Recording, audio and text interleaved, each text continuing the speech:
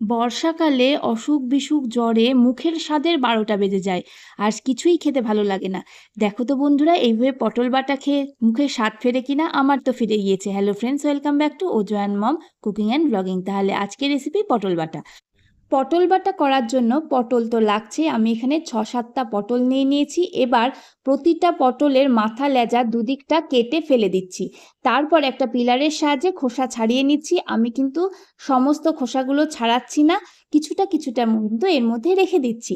এরপরে পটলটা হাফ করে ৩ থেকে ৪ টুকরো করে কেটে নিচ্ছি। যদি বড় পটল হয় তাহলে ৪ টুকরো, যদি মাঝারি পটল হয় তাহলে ৩ টুকরা, ছোট পটল হলে মাঝখান থেকে ২ টুকরো করলেই হবে।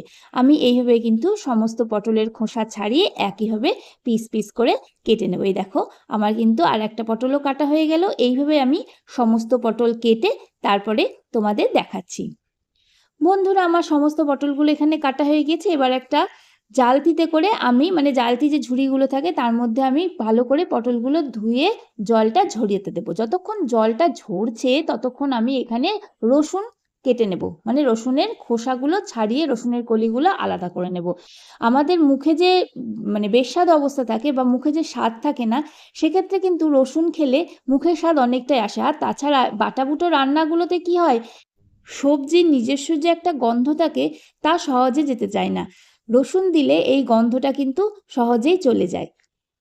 এবার আমি কি করলাম, সমস্ত রসুনের কলিগুলোকে আমি খোসা থেকে আলাদা করে ফেললাম। এই দেখো, আমার এখানে সমস্ত রসুনের কলিগুলো আমি আলাদা করে ফেলছি। তোমরা যদি চাও গরম জলে ভিজিয়েও রাখতে পারো, তাহলে কিন্তু আরও তাড়াতাড়ি খোসা ছাড়ানো হয়ে যায়। এবার একটা গ্রাইন্ডারের বাটিতে আমি সমস্ত পটলের টুকরোগুলো নিয়ে নিচ্ছি।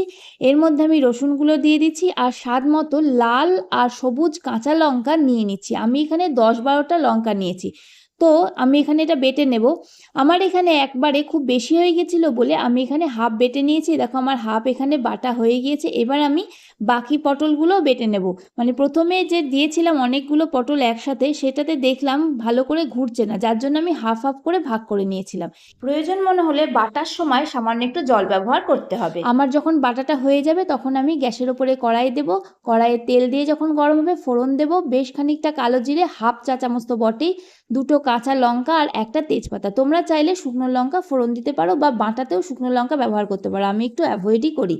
এরপরে যখন ফোড়ন ভাজা ভালো করে গন্ধ উঠবে, তখন এর মধ্যে কিন্তু আমি যে বেটে রাখা পটল সেটা দিয়ে দেব।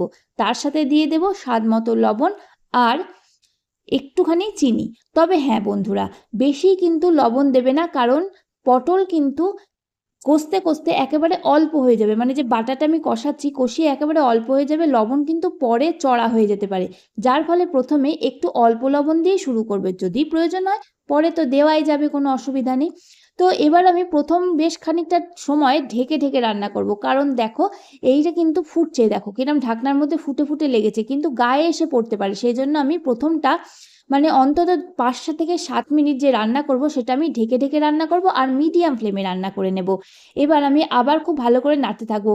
এই বাটা রান্নায় আর বিশেষ কিছু কাজ থাকে না বা বিশেষ কিছু মশলাও পড়ে না, এই খালি বারবার নাড়াচাড়া করতে হয় যাতে নিচটা না ধরে যায় আর বাটাটা খুব ভালো করে কষা হয়। এবার যখন কষতে কষতে জল ভাবটা কমে যাবে, তখন আমি এর মধ্যে একটু দিয়ে দিচ্ছি রঙের জন্য Kashmiri red chilli powder. Red chilli পাউডারটা দেওয়ার পরে আবার আমি খুব ভালোভাবে নাড়াচাড়া করে কষতে থাকবো।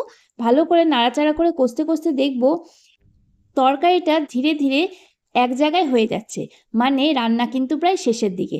তবে হ্যাঁ, একদম কিন্তু একসাথে হয়ে যেরকম আটার ডো হয়ে যায় সেই রকম হয়ে যাবে, মানে একদম একসঙ্গে হয়ে যাবে। এই দেখো, নাড়তে নাড়তে প্রায় আমি ৭ থেকে ৮ মিনিট নাড়ার পরে এই অবস্থা এসছে, মানে পুরো একটা আটার ডোয়ের মতো। এটা কিন্তু ভাতে খেতে দারুণ লাগে, মানে শুকনো ভাতে খেতে, এটা ঝোল দিয়ে মাখিয়ে খেতে ভালো লাগে না। আর রান্নাটা আমাদের কিন্তু শেষ, এবার আমি পরিবেশন করব। এই দেখো বন্ধুরা, আমার কিন্তু পটল বাটাটা রেডি হয়ে গেছে। যদি মুখে স্বাদ না থাকে অবশ্যই এই সিজনে বানিয়ে নিও পটল বাটা। এখন তো পটলের দামও কম আর সবসময় পটলের একঘেয়ে তরকারি খেতে ভালো লাগে না, এই বাটা খেলে তোমাদের খুব ভালো লাগবে। যদি ভালো লাগে ভিডিও, অবশ্যই লাইক শেয়ার কমেন্ট করা। নতুন বন্ধুরা পাশে থেকে চ্যানেলটা সাবস্ক্রাইব করে নিও প্লিজ। আর অবশ্যই বেল বাটনটা ক্লিক করো যাতে আমাদের দেওয়া ভিডিও তোমাদের কাছে পৌঁছায় সবার আগে। ফেসবুক বন্ধুরা অবশ্যই আমাকে ফলো করে নিও। আর এতক্ষণ ধরে তোমরা যে ভিডিও দেখলে তার জন্য জানাই ধন্যবাদ।